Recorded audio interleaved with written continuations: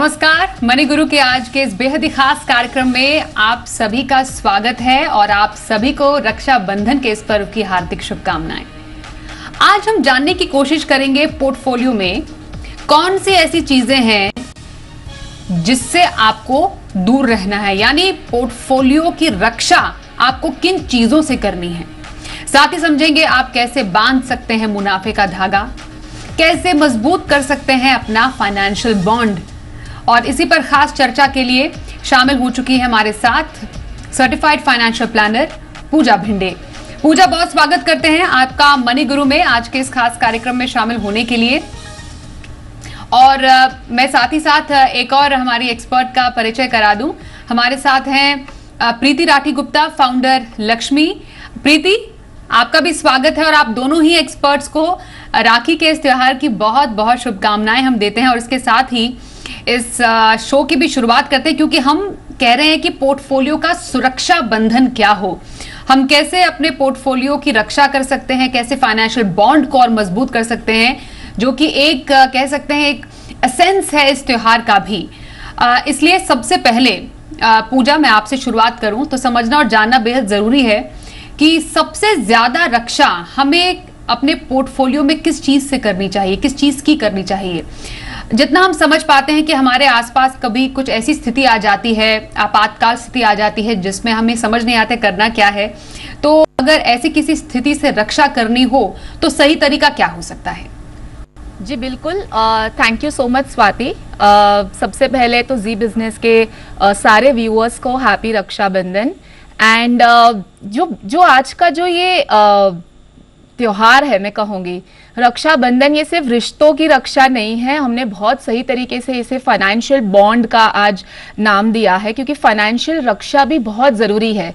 जैसे आपने कहा कि सिक्योरिटी जो है, जिसे हम रक्षा इंग्लिश में हम कहते हैं सिक्योरिटी बहुत ज़रूरी है। आज की तारीख में हम इमोशनल, मेंटल, फिजिकल सिक्योरिटी की बात करते हैं, लेकिन financial security is also equally important. देखिए स्वाति, मेरे हिसाब से सबसे पहले, जैसे आपने थोड़ा बहुत हिंट दिया, जो फाइनेंशियल सुरक्षा है वो बहुत इंपॉर्टेंट है कंटिजेंसी फंड मेंटेन करने में। मैं समझती हूँ कि इन्वेस्टमेंट जो है ना, वो अगर आप बाद में भी शुरुआत करें, हम नॉर्मली कहते हैं आप जिस दिन से आप कमाना शुरू करते हैं उस दिन से आपको इन्वेस्टमेंट्स की भी शुरुआत करनी चाहिए। लेकिन हम टाइम एंड अगेन जब फाइनेंशियल प्लानिंग की बात करते हैं, हम कहते हैं आप म्यूचुअल फंड में शुरुआत किया, आपने एफडी वगैरह शुरू की। सो इन्वेस्टमेंट्स आप शुरू करें, लेकिन अगर आपने उस पर थोड़ी देर कर दी तो भी चलेगा। कंटिजेंसी फंड, इमरजेंसी फंड, ये बहुत बहुत बहुत जरूरी है। इसे मैं फर्स्ट नंबर दूंगी कि आपको कंटिजेंसी की सुरक्षा करना बहुत जरूरी है। आप जितना भी कमा रहे हैं ना, उसमें से आपके जो खर्च हो रहे हैं, जो बहुत ही इंपॉर्टेंट खर्च है, घर खर्च जो हम कहते हैं, हाउस होल्ड एक्सपेंसेस, जिसमें आपकी थोड़ी बहुत जो ईएमआई भी अगर जा रही है वो भी इंपॉर्टेंट है, वो भी काउंट होती है। 6 से 9 महीने की जो आपकी घर खर्च है वो आपको एक इमरजेंसी फंड में मेंटेन करना होगा। वो इमरजेंसी फंड चाहे आप लिक्विड फंड का चुनाव करें, चाहे आप आरडी में रखें, जहां भी आप कंफर्टेबल हैं आप रखें। यहाँ पे आपको रिटर्न्स नहीं देखना है, आपको सेफ्टी देखनी है। आपको ये देखना है कि कभी भी आपको जरूरत पड़े तो आप इस फंड से पैसे निकाल सकते हैं। सो डेफिनेटली जो सुरक्षा की बात करें उसमें emergency fund, contingency fund maintain करना मेरे हिसाब से सबसे पहले आपकी शुरुआत होगी इससे। बिल्कुल, तो आपको अपने पोर्टफोलियो में किसी भी इमरजेंसी स्थिति से रक्षा अगर करनी है तो इमरजेंसी फंड एक बहुत ही जरूरी एक कड़ी है, जिसको हम धागा भी कहते हैं, जिसका आपको ध्यान रखने की जरूरत है। प्रीति, इमरजेंसी की जब हम बात करते हैं तो इमरजेंसी किसी भी रूप में सामने आ सकती है, और सबसे पहला कारण और सबसे महत्वपूर्ण कारण जो इमरजेंसी का होता है वो हेल्थ इमरजेंसी होती है।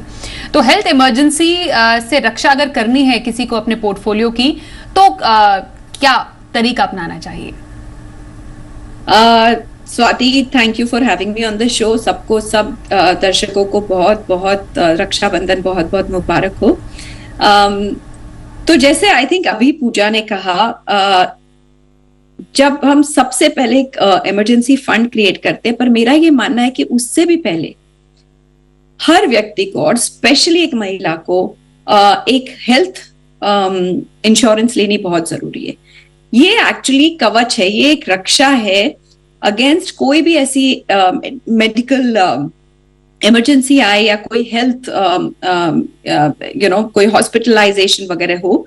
और इसमें हमको प्रोटेक्शन मिलेगा कि हमारी जो इमरजेंसी फंड्स है या जो हमारे इन्वेस्टमेंट्स है, जो हमारा फाइनेंशियल प्लान है, वो डिस्टर्ब ना हो, क्योंकि नहीं तो हमें सेविंग्स, हमारी इन्वेस्टमेंट्स में से ये पैसे देने पड़ेंगे जो भी हमारी हेल्थ इमरजेंसी होगी।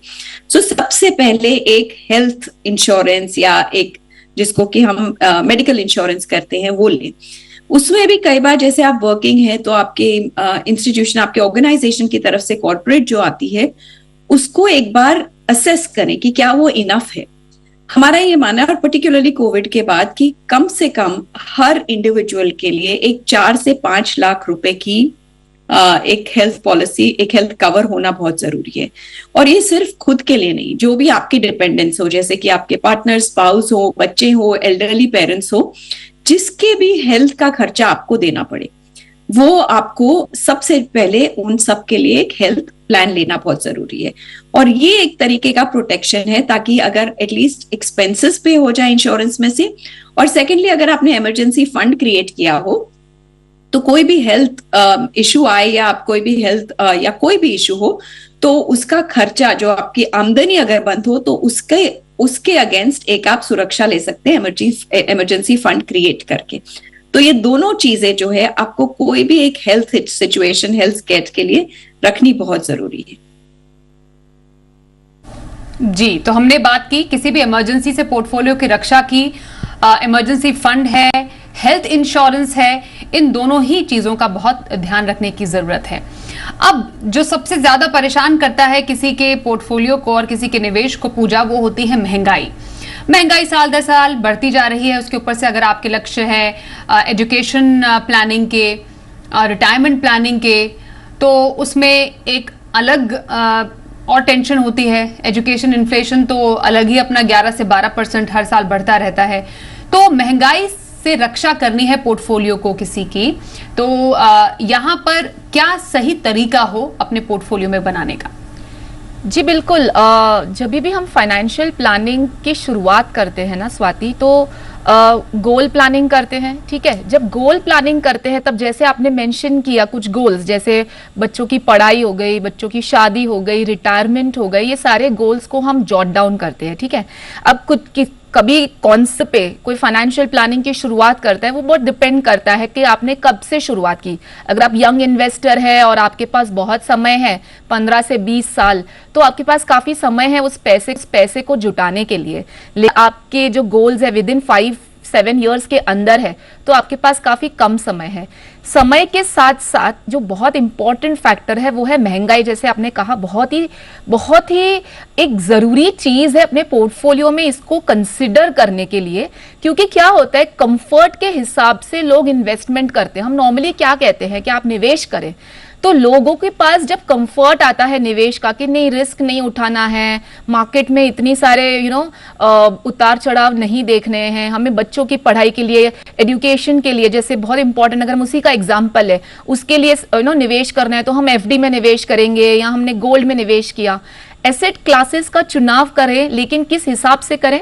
अब जो महंगाई है वो, हम अगर मैं एक अजम्पशन ले लूं 7%, लेकिन 6 to 7% भी एक अजम्पशन फिगर होता है। जब हम ग्राउंड रियलिटी पे जाते हैं, जैसे बच्चों के एजुकेशन की या उनके अगर अब्रॉड जाने की कोई तैयारी होती है, वहां के रहने के खर्चों की बात करें तो वो आराम से 10-11% तक जाता है। तो जब हम वो कॉर्पस क्रिएट करने की बात करते हैं और सामने ये इन्फ्लेशन के फिगर्स देखते हैं, तो कहां पे ये गोल्ड और कहां पे ये एफडी हमें वो कॉर्पस तक पहुंचाने वाले हैं। सो ऐसा एक इंस्ट्रूमेंट जो हमें इतना इन्फ्लेशन को बीट करने वाला एक रिटर्न दे, वो डेफिनेटली आज की तारीख में इक्विटी है। इक्विटी में कंफर्ट है, कंफर्ट आपको लिक्विडिटी है, आपको एट द सेम टाइम जो उतार चढ़ाव है मार्केट में, उसमें हम अगर जैसे एसआईपी रूट लेते हैं तो वो वॉलेटिलिटी से एवरेजिंग और पावर ऑफ कंपाउंडिंग, क्योंकि अगर आपके पास लंबा समय है तो जो पावर ऑफ कंपाउंडिंग, ब्याज पे ब्याज का जो बेनिफिट मिलता है वो लंबे समय में बहुत ज्यादा वंडर करता है, डबल होते रहता है। 10 साल 15 साल बाद आपका जो कॉर्पस है वो इजीली डबल होता है। सो डेफिनेटली इन्फ्लेशन को बीट करने के लिए इक्विटी म्यूचुअल फंड का आपके पोर्टफोलियो में होना बहुत जरूरी है। और अगर आपके पास टाइम है तो आप एक अच्छे एसआईपी, डाइवर्सिफाइड इक्विटी फंड में एसआईपी शुरू करें और गोल के हिसाब से उसे प्लान करें, तो डेफिनेटली हम इस इन्फ्लेशन को बीट कर सकते हैं। इसकी जो सुरक्षा है वो हमें अभी से प्लान करनी है कि ये हमें कहीं भी बाधा नहीं आनी चाहिए इन्फ्लेशन की। जी बिल्कुल। तो इन्फ्लेशन यानी महंगाई से रक्षा पोर्टफोलियो की कैसे कर सकते हैं? इक्विटी में निवेश करके, डाइवर्सिफाइड इक्विटी फंड लेकर और डाइवर्सिफाइड पोर्टफोलियो बनाकर, मतलब अलग अलग एसेट क्लास में एक्सपोजर लेकर। लेकिन महंगाई के समय या मंदी के समय जो एसेट क्लास पे सबसे ज्यादा भरोसा होता है वो गोल्ड भी माना जाता है। इसलिए प्रीति, जो पोर्टफोलियो का सुनहरा धागा है जिसे हम गोल्ड कहते हैं, गोल्ड में निवेश कहते हैं, उसमें महंगाई से मात देने के लिए आप कैसा निवेश सजेस्ट करेंगी? सोने में निवेश करने के तो कई विकल्प हैं, तो कौन सा विकल्प आपकी नजर में अच्छा है? स्वाति, जब हम महंगाई या इन्फ्लेशन की बात करते हैं तो मेरा ये मानना है कि जब आप निवेश करने की अपनी स्ट्रैटेजी बनाएं तो सबसे पहले फाइनेंशियल गोल की जो टाइम पीरियड है, यानी कि वो टाइम होराइजन आपका क्या है, उस पे ध्यान दें। यानी कि आपका गोल जैसे घर लेने का है, वो आप 5 साल बाद लेना चाहती हैं, 8 साल बाद लेना चाहती हैं, या आपका गोल है कि आपको कहीं विदेश यात्रा करनी है जो आप 1 साल बाद, 2 साल बाद करना चाहती हैं। तो गोल से डिपेंडेंट जितना टाइम फ्रेम आपका हो उस हिसाब से एक एसेट क्लास चूज करें। ये शायद सबसे सिंपलेस्ट तरीका है इन्वेस्ट करने का, और इन्फ्लेशन को ध्यान में रखते हुए।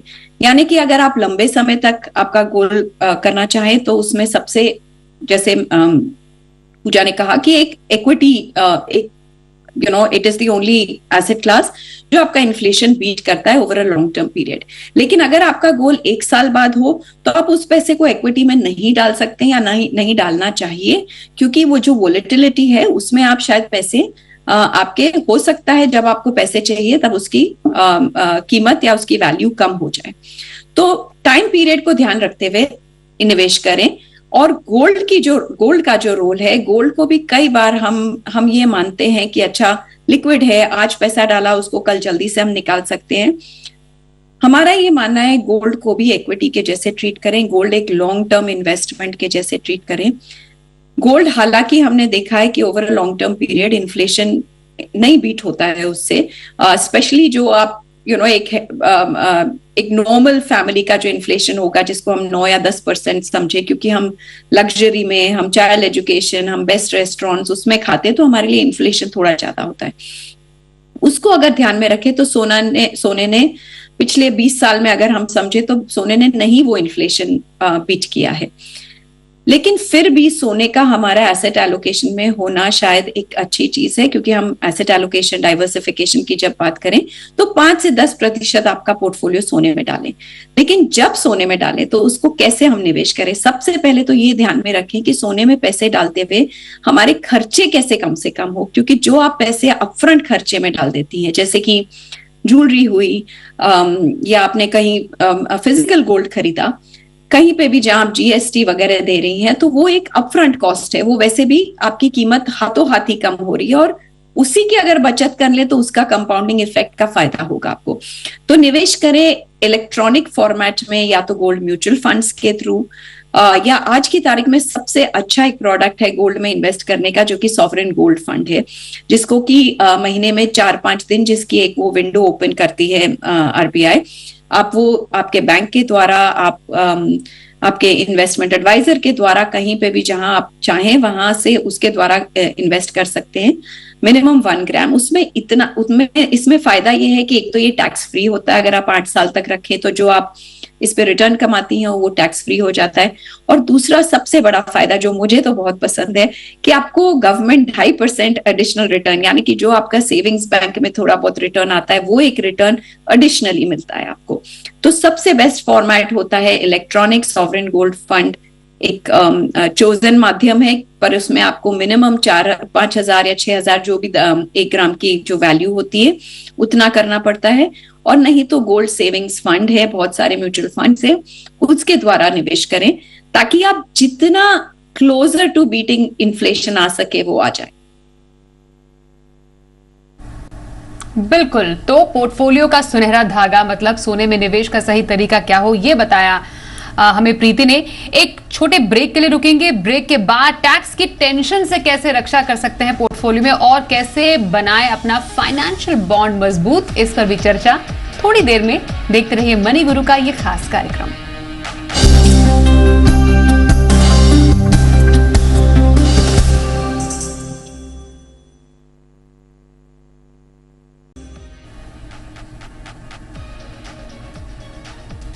आप देख रहे हैं पोर्टफोलियो का सुरक्षा बंधन। रक्षाबंधन के इस खास त्योहार पर हमारा खास कार्यक्रम मनी गुरु में हमारे साथ प्रीति राठी गुप्ता है और साथ ही पूजा भिंडे से कर रहे हैं खास चर्चा, कैसे बनाए मजबूत अपना फाइनेंशियल बॉन्ड, इस पर करने वाले हैं खास चर्चा। और सबसे क्योंकि हम अलग अलग जो हमारे पोर्टफोलियोज की टेंशन होती हैं, कुछ बाधाएं होती हैं, उनको दूर करने की तरीके भी समझ रहे हैं।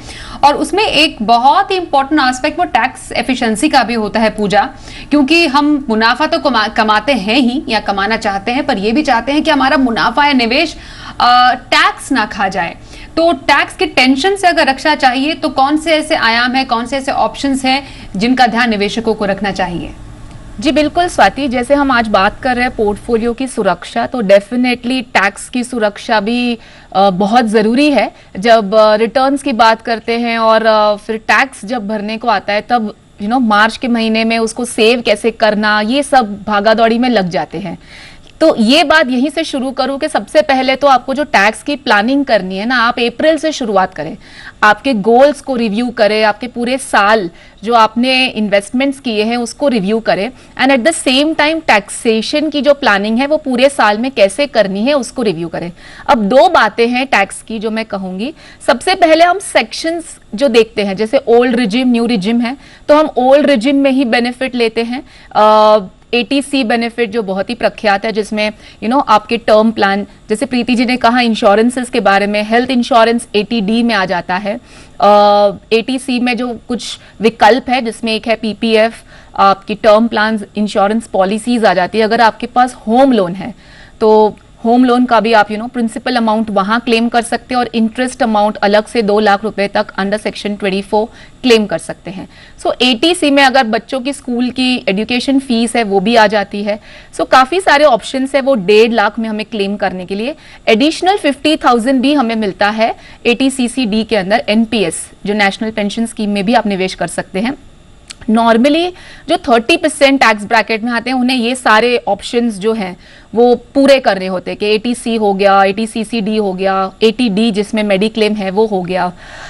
लेकिन ये एक पार्ट हो गया। जो दूसरा पार्ट है, जब हम इन्वेस्टमेंट्स की बात करते हैं वहां कैसे टैक्स बचानी है, तो सबसे पहले जैसे मैंने कंटिजेंसी फंड से शुरुआत की थी, जो हम कहते हैं लिक्विड फंड में डालें या RD में डालें, वहां पे आप आर्बिट्राज फंड में डाल सकते हैं। वहां पे आपको टैक्स जो है वो एज पर इक्विटी आ जाएगा। तो शॉर्ट टर्म अगर है तो 15% के हिसाब से टैक्स आ जाएगा, विजाविज अगर आप 30% टैक्स ब्रैकेट में है तो वो आपका वहां पे बच जाएगा। दूसरा, जब हम इक्विटी में निवेश करते हैं तो डेफिनेटली लॉन्ग टर्म में तो आपको 10% ही टैक्स लगता है, वो भी 1 लाख के प्रॉफिट के ऊपर। लेकिन जो मिड टर्म है, जब हम बैलेंस्ड फंड्स में निवेश करने की बात करते हैं, वहां पे भी आपको टैक्स की बेनिफिट अच्छी खासी मिल जाती है। अगर आप बैलेंस एडवांटेज, इक्विटी सेविंग्स, इस तरीके के फंड में निवेश करें तो आपको इक्विटी का टैक्स लगता है जो काफी कम होता है। बेसिकली जब आप हाई टैक्स ब्रैकेट में है ना, तो ये फंड ऑप्शंस की आप सिलेक्शन कर सकते हैं। और जैसे एक और प्रीति जी ने जो आज गोल्ड के टॉपिक के ऊपर कहा, और SGB जो हमारा एक बहुत ही प्रख्यात इन्वेस्टमेंट ऑप्शन है गोल्ड में, तो उसमें भी SGB 2.5% का जो आपको इंटरेस्ट बेनिफिट है, उसमें आपको एक बहुत इंपॉर्टेंट चीज है, अगर आप 8 साल तक उसको होल्ड करते हो टिल मेच्योरिटी, तो आपको टैक्सेशन की बेनिफिट मिलती है, आपको मेच्योरिटी पे टैक्स नहीं लगता है विजाविस अदर गोल्ड ऑप्शंस। सो ये 2 चीजों का ध्यान रखना है। एक तो सारे हमारे जो सेक्शंस है उसे आप डेफिनेटली पूरा कीजिए, और जो इन्वेस्टमेंट्स है उसमें किस तरीके से आपको टैक्स बचानी है उस तरीके की प्लानिंग आपको अप्रैल के महीने से शुरुआत करनी है। जी बिल्कुल, तो ये रही टैक्स की टेंशन से रक्षा। एक जो और टेंशन है जिसको दूर करने की जरूरत है, और वो रहती है प्रीति, रिटायरमेंट की चिंता से रक्षा। क्योंकि कई ऐसी महिलाएं भी हैं जो कि रिटायरमेंट प्लानिंग की तरफ ज्यादा ध्यान नहीं देती हैं। तो रिटायरमेंट की चिंता से अगर रक्षा करनी है तो सही जो नजरिया हो इन्वेस्टमेंट प्लानिंग का, वो कैसा होना चाहिए?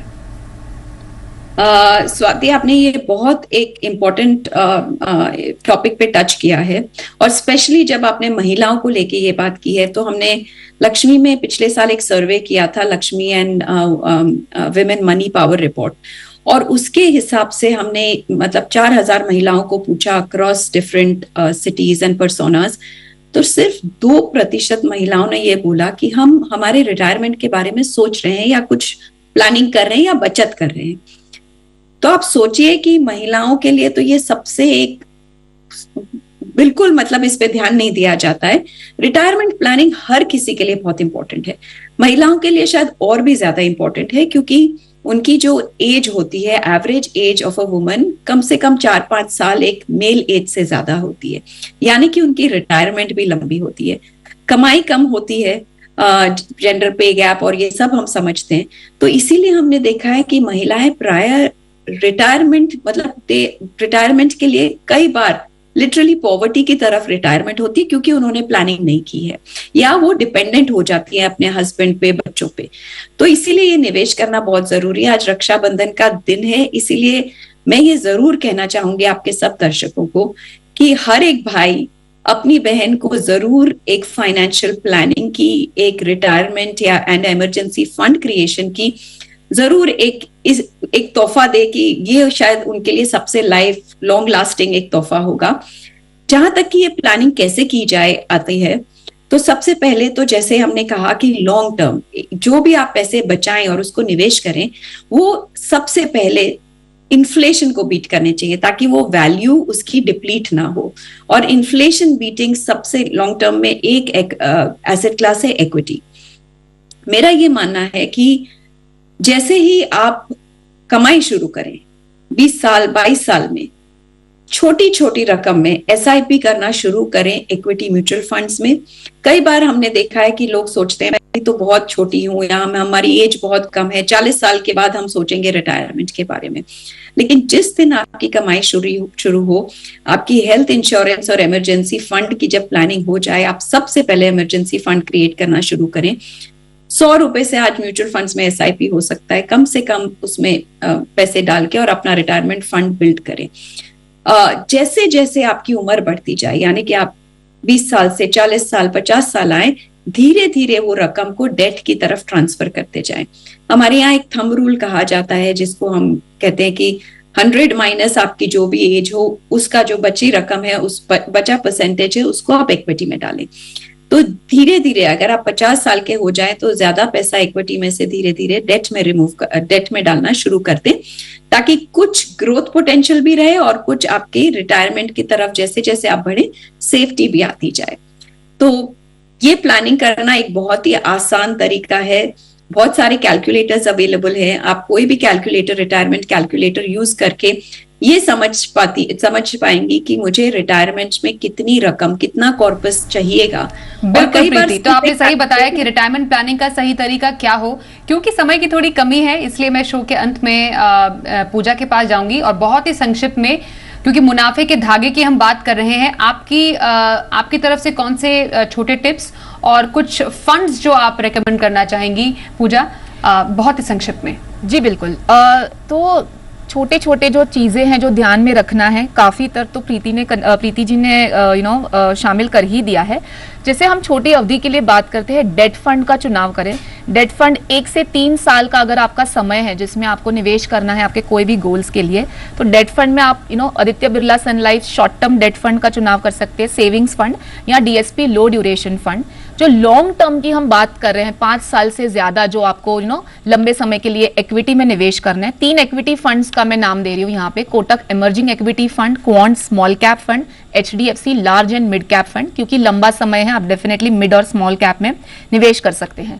हेल्थ इंश्योरेंस डेफिनेटली बात की है, मिनिमम 15 लाख का इंश्योरेंस आपका होना चाहिए, इसकी तरफ ध्यान दें। अगर बेस पॉलिसी है तो सुपर टॉपअप का आप चुनाव कर सकते हैं। 2 अच्छी कंपनीज का मैं नाम दे रही हूँ, HDFC एर्गो ऑप्टिमा सिक्योर और केयर का एडवांटेज प्लान। एक चीज यहाँ पे ध्यान रखना है, जो आपकी कंपनी की जो हेल्थ इंश्योरेंस पॉलिसी होती है उसके अलावा आपको हेल्थ इंश्योरेंस लेना है। टर्म इंश्योरेंस पॉलिसी कितनी होनी चाहिए? 15 से 20 time of your annual income. 2 companies के नाम दे रही हूँ, टाटा AIA का संपूर्ण, रक्षा सुप्रीम और ICICI प्रोटेक्ट का आई प्रोटेक्ट स्मार्ट। और लास्ट में जब हम 2 चीजें मैं कहूंगी, जब हम पोर्टफोलियो को बात करते हैं कैसे निवेश करना है, तो SIP या STP रूट से आप निवेश करें मार्केट वॉलेटिलिटी के हिसाब से। और लास्ट में एसेट अलोकेशन का ध्यान दें। हमने इतनी बात की इक्विटी गोल्ड की, आप एक ही एसेट क्लास में ना निवेश करें, उसे आप टाइम एंड अगेन आपकी एज और रिस्क के हिसाब से बांट लें। जी, बहुत धन्यवाद करेंगे पूजा और प्रीति, आप दोनों का ही हमारे साथ इस खास कार्यक्रम में शामिल होने के लिए और बताने के लिए कैसे हम अपने पोर्टफोलियो के बॉन्ड को, फाइनेंशियल बॉन्ड को मजबूत करें और मुनाफे का धागा और मजबूत हो। धन्यवाद। रुकते एक ब्रेक के लिए, देखते रहिए जी बिजनेस।